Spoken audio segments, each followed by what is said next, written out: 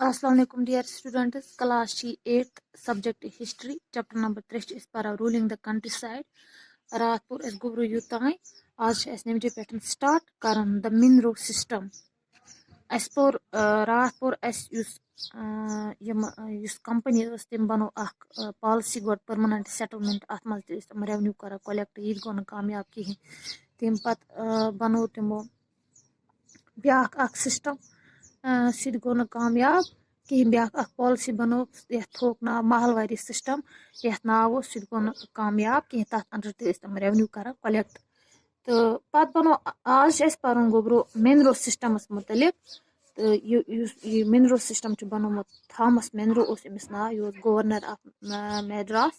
अमी बनो ये पॉलिसी अख ब्याक अख system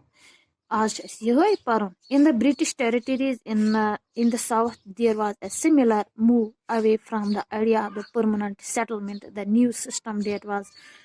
devised come to be known as the Roitwar or Roitwari. गोब्रो तुह पोरू परमानेंट सेटलमेंटस मज क्या गसान तत कित पे ब्रिटिश वाल कंपनी कित पे रेवेन्यू करा कलेक्ट पत थॉमस मिनरो आ तम बनो ब्याक अख सिस्टम तथ पे नाव राइटवार और रोइटवारी system. It was tried on a large scale by the Captain Alexander Reed in some of the areas that were taken over by the company after the wars with Tipu Sultan. Large small scales pet कर अथ रोइटवारी सिस्टमस मज कम captain Alexander Read अमिस नाव यह company हुंद captain Alexander Read अमिस नाव तम कर स्मॉल स्केलस पे अथ पे कम अथ पॉलिसी बनोक ब्याक अख सिस्टम बनोक taken over by the company after wars with Tipu Sultan company यम वार्स आस करमस टीपू सुल्तान से तथ मज तमो वारिया टेरिटरीज एमस subsequently developed by Thomas Munro. असली बनो यह system Thomas Munro. This system was gradually extended all over South India. Small स्केलस पे कर अथ मज कैप्टन अलेक्जेंडर तो पत कर असली मतलब यह थॉमस मिनरो तम कर अथ पे मतलब तम core extend all over South India मज सरसी कोर तम extend. Reed and Munro felt that in the south there was no traditional zamindars. The settlement they argued had to be made directly with the cultivators' rights. Yus gobro ye Reed os Alexander Reed the Thomas Munro yus os emo socha dobuk southas maz hasa chan kah traditional zamindar. Use असी settlement करो start अस करो ये direct कमन से कल्टिवेटरन से किसानन से यम असली जमीन अस वबदावान फसल अस वबदावान जमीनस मज एमने वनान rights who had tilled the land for generations दोबुक अस करो ये सेटलमेंट ये पॉलिसी करो अस डायरेक्ट एमने सदन स्टार्ट कमन से पीजेंटन से किसानन से एमन ओस ये गरज कि अस करो एमन से ये डायरेक्ट अस वुच युस युस ये परमानेंट सेटलमेंट पॉलिसी अत मज यमो जमींदारस बनमित यम करान रेवेन्यू कलेक्ट करान पत ब्याक अख सिस्टम बनोक महलवारी सिस्टम तथ मज विलेज हेडमैन आमुत इलेक्ट कर यह करान revenue collect tax collect peasant नश किसान नश तो ये सिस्टमस मज वोनुक यमो दोबुक रोइटवारी सिस्टम बनोक अत मज वोनुक यमो दोबुक अत मज जमींदार तत कह यमो दोबुक अस करो डायरेक्ट कंटेक्ट कमन से कल्टिवेटरन से तो यमन नश करो रेवेन्यू कलेक्ट. यह कम वोन रीडन तो बे मिनरोन यमो यह सिस्टम बनोक रोइटवारी सिस्टम बनोक.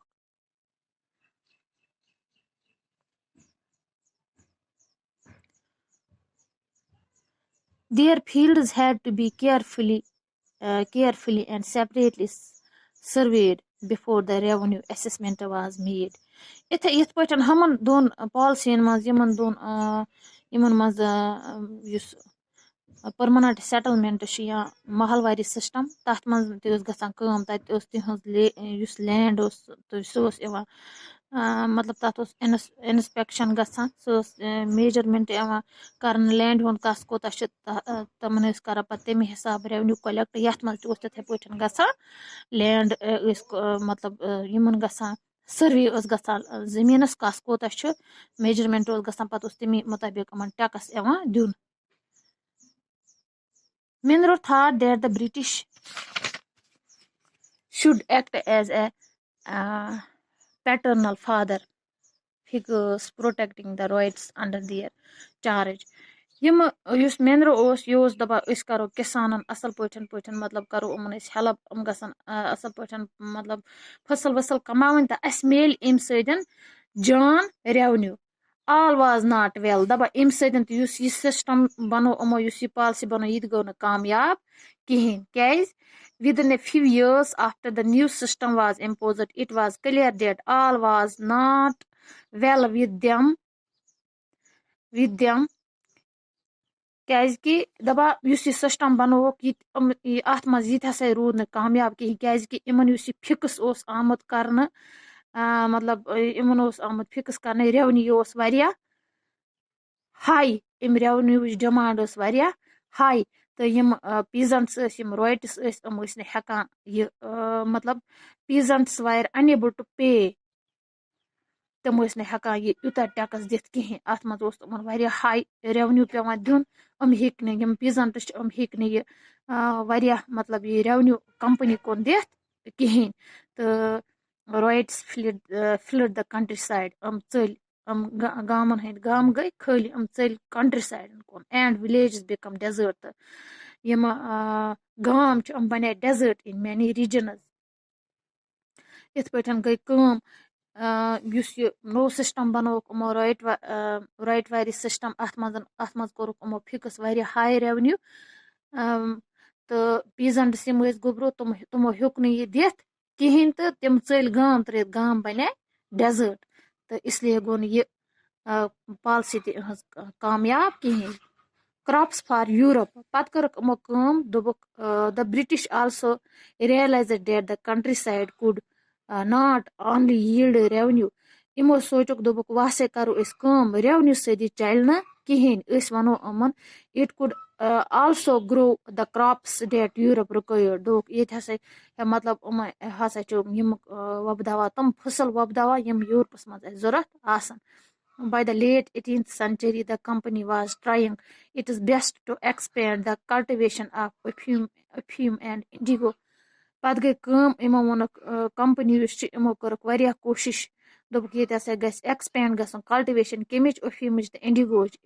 अत वारिया मार्केट नेबर इम वन ये इमे गसन वबदावन in the century and a half that followed, the British persuaded or forced cultivators in various parts of India to produce other crops. तो पत गई कंपनी गोबरो तम मतलब इंडिया मज पार्टन मज लूक बसान तम फोर्स कर तुह करू कल्टिवेशन कमिच कल्टिवेशन तम वन तमन तुह करू मतलब प्रोड्यूस अदर क्रॉप्स बाकी मतलब फसल वबदयु तुह कमन वन जूट इन बंगाल बंगाल कैन वन तुह वबदयु jute tea in Assam tea कत आसामस मज sugar cane in the United Provinces now in Uttar Pradesh तमन वन तुह वबदयु sugar cane wheat in Punjab cotton in Maharashtra and Punjab rice in Madras so पत करुक इत पे यो तो समझ पत कोरुक उमो दोबुक रेवन्यू सदी चलने कि करो उमन अत पे फोर्स तुह वबदयु मतलब यम तुह वबदयु ये बाकी फसल फसलस पे पत परो ये मज कुस कुस फसल कत पे कोरुक उमो मतलब फोर्स उमन कुस कुस फसल वबदयु सो परो सब बस आज खतर शुक्रिया।